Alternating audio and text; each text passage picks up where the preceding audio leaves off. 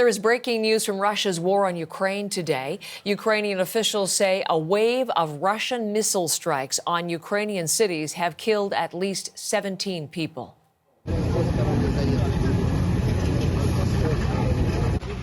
This is the aftermath of what appears to be the deadliest attack. Officials say at least 14 people were killed when that apartment block was hit.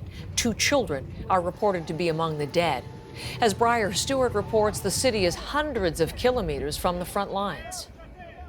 The city of Uman is actually as close to Kyiv as it is to the border of Moldova, just to give viewers a sense of where it is and how far back it is from the front line.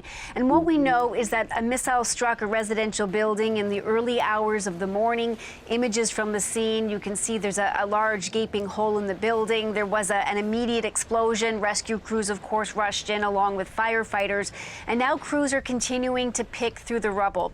Ukrainian officials say there were 27 apartments that were completely destroyed, and they believe that there were just over 100 people living in that area of the building. So it is very likely that we will continue to see the death toll rise. And while that city was hit the hardest, a number of missiles were fired across Ukraine. Ukrainian officials say that a mother and a child was killed in the southern city of Dnipro.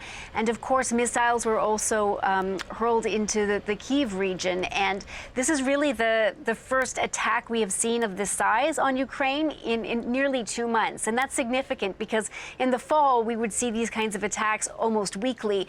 And then it really slowed down. And what Western officials say, that's because Russia was really running out of its stockpile of long-range missiles. But of course, since the late fall and into the winter, both Ukraine and Russia has really been trying to prepare for what's next because, of course, there's so much talk over a looming counteroffensive.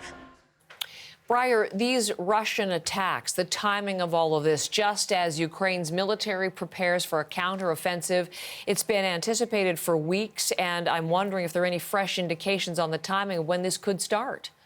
Well, in fact, Heather, Ukraine's defense minister, Alexei Reznikov, commented on that just today, saying that Ukraine is ready and, God willing, when there's good weather and a decision from commanders, it will begin. Of course, weather is a big factor in all of this because they need to make sure that the ground isn't too soft, it isn't too muddy, so that the combat vehicles can move. And over the last couple of months, Ukraine has been training tens of thousands of troops. All of the hundreds of pieces of equipment that have been shipped in from Western partners, they're almost all on the ground now. So Ukraine is ready. And this is a pivotal time because while Ukraine has been preparing for this counteroffensive, so has Russia. Russia has been preparing its defenses, including building hundreds of kilometers of trenches throughout the south and in the east. That's Briar Stewart in London.